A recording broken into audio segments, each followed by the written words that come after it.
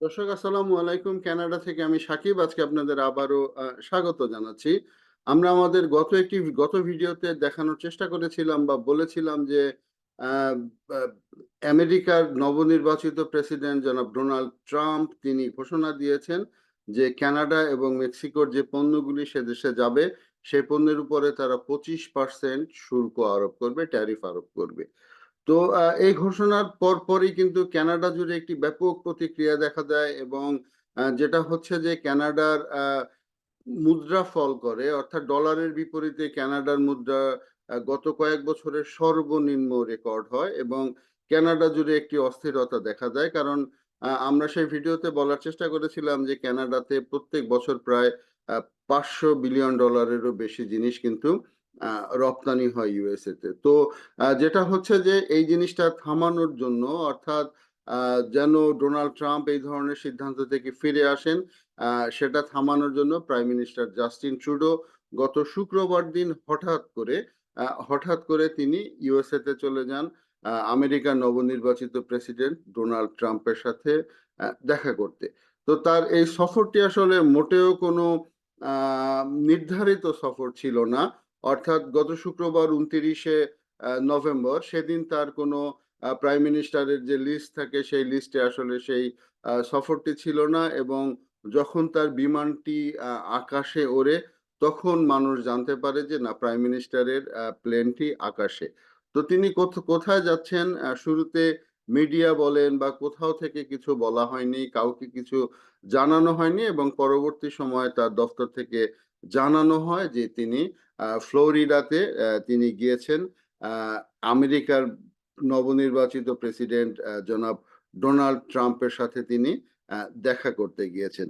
তো আমরা যদি একটু আপনাদের এই ছবিটা যদি একটু দেখাতে চেষ্টা করি যে তিনি গিয়েছেন এবং ফ্লোরিডার একটি অবকাশ কেন্দ্রে তাদের সাথে দেখা হয়েছে এবং খুবই সৌহার্দ্যমূলক পরিবেশে কিন্তু তাদের সাথে কথাবার্তা হয়েছে এবং এই ছবিগুলিতে দেখা গিয়েছে তারা বেশ হাস্যোজ্জ্বল এবং অনেকের সাথে ডোনাল্ড ট্রাম্পের যারা ওই সময় যারা ইনভাইটেড ছিলেন তাদের সাথে বসে তিনি খাওয়া দাওয়া করেছেন এবং যে কথাগুলো হয়েছে যে তারা ইউক্রেন ইস্যুতে কথা বলেছে, ইসরায়েল ইস্যুতে কথা বলেছে, এই সমস্ত ইস্যুগুলোতে কথা বলেছে।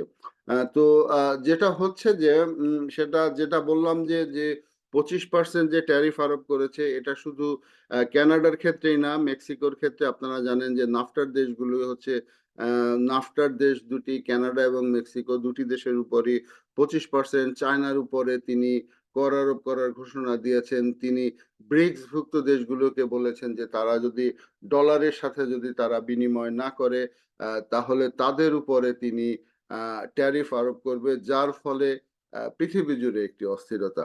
হয়তো চায়না বলেন বা ব্রিক্স বলেন তাদের অন্যান্য মার্কেট রয়েছে বা তারা আমেরিকা থেকে অনেক দূরে, কিন্তু কানাডার ব্যাপারটি ভিন্ন। কানাডা হচ্ছে আমেরিকার একটি অত্যন্ত নিকট প্রতিবেশী দেশ এবং আপনারা জানেন যে কানাডা আমেরিকার সাথে পৃথিবীর সবচেয়ে বেশি বড় বর্ডার শেয়ার করে। এই দুই দেশের নাগরিকদের মধ্যে আসা যাওয়ার জন্য কোনো ভিসার প্রয়োজন হয় না, অবাধ যাতায়াত। তো সব মিলিয়ে এটা যদি হয় তাহলে কানাডার জন্য একটি বড় ধরনের আঘাত আসবে। তো এই বড় আঘাতটা যে কানাডার জন্য তাই আরেকটু বলি যে কানাডার ফরেন পলিসি থেকে শুরু করে যেটা হচ্ছে যে কানাডার প্রতিরক্ষা নীতি অনেক ক্ষেত্রেই কিন্তু কানাডা ইউএস এর সাথে কথা বলে তারা সিদ্ধান্ত নেয়। তো এই সিদ্ধান্তের ফলে দুইটি দেশের যে বৈরী সম্পর্ক, সেই দুইটি দেশের বৈরী সম্পর্ক কখনোই কিন্তু কারোর জন্যই কাম্য না। তো জাস্টিন ট্রুডো গিয়েছেন হঠাৎ করে এবং তিনি ডিনার করেছেন এবং ঠিক একজন প্রথম সরকার প্রধান হিসাবে জাস্টিন ট্রুডো ডোনাল্ড ট্রাম্পের সাথে দেখা করেছেন। তো এগুলি সিগনিফিকেন্ট, কারণ যেটা হচ্ছে যে যদি ডোনাল্ড ট্রাম্প যদি না করতেন তাহলে কিন্তু জাস্টিন ট্রুডো সেই ডিনারে যেতেন না।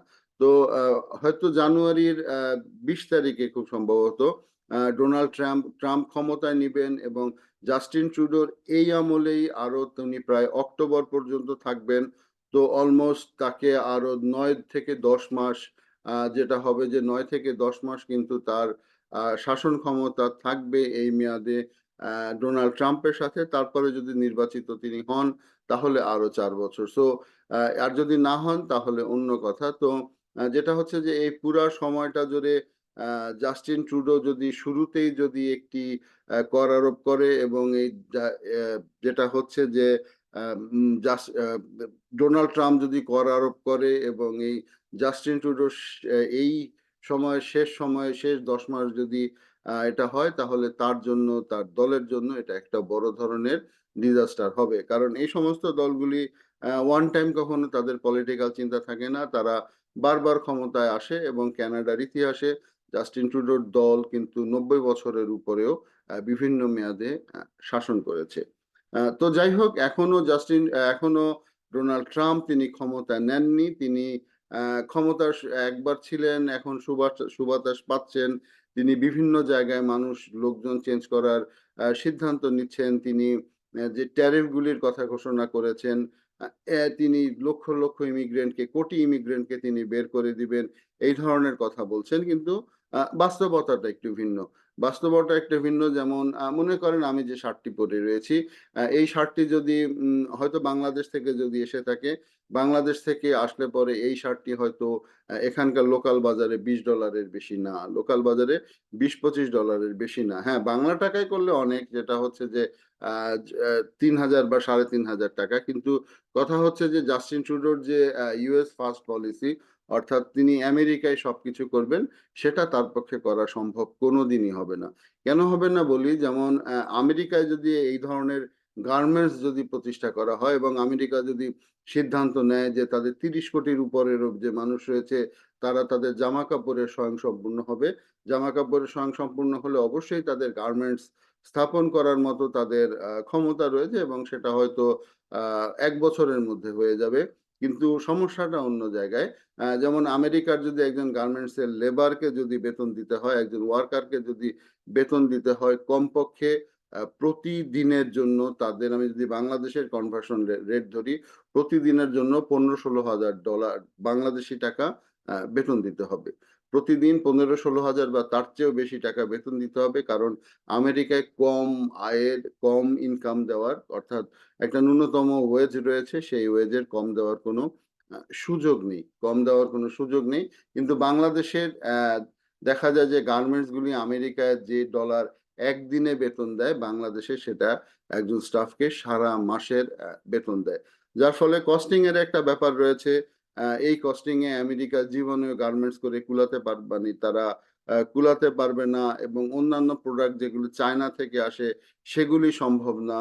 আমেরিকা কানাডা ক্রুড অয়েল দেয়, সেগুলি বন্ধ করা, সেগুলি ট্যারিফ আরোপ করলে সেগুলির দাম বেড়ে যাবে। এবং কানাডা থেকে মাছ যায়, সেগুলির উপরে যদি ট্যারিফ দেয় তাহলে ইউএস এ সমস্যা হয়ে যাবে। তো সব মিলিয়ে ডোনাল্ড ট্রাম্প যেটা বলছেন সেটা বাস্তবায়ন করা সম্ভব না, সেটা জাস্টিন ট্রুডো জানেন। কিন্তু তারপরও অতিরিক্ত সাবধানতার জন্য তিনি দেখা করতে গিয়েছেন। আর জাস্টিন ট্রুডো অনেক স্টেক হোল্ডারের সাথে কথা বলেছেন।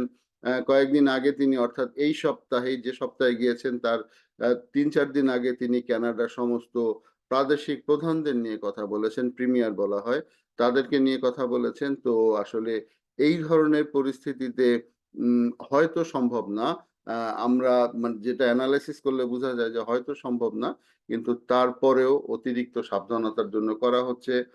আর ইউএসএ থেকে যদি তিনি কোটি কোটি মানুষকে বেরই করে দেন, তাহলে তিনি গার্মেন্টস করবেন কিভাবে? তাহলে তিনি কাদের দিয়ে মাছ ধরাবেন? তাহলে কানাডা থেকে প্রচুর পরিমাণে কাঠ যায়, তাহলে তিনি সেই কাঠ কাদের দিয়ে কাটাবেন? তো দেখা যাক সামনে কি হয়।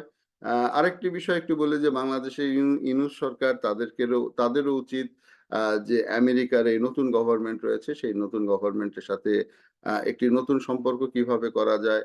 Already prime minister Justin Trudeau দেখা করে ফেলেছেন। আশা করি প্রফেসর ইউনূস সরকারও এ বিষয়ে একটি পদক্ষেপ নেবেন। এতক্ষণ সঙ্গে থাকার জন্য ধন্যবাদ। আগামীতে নতুন কোনো বিষয় নিয়ে দেখা হবে।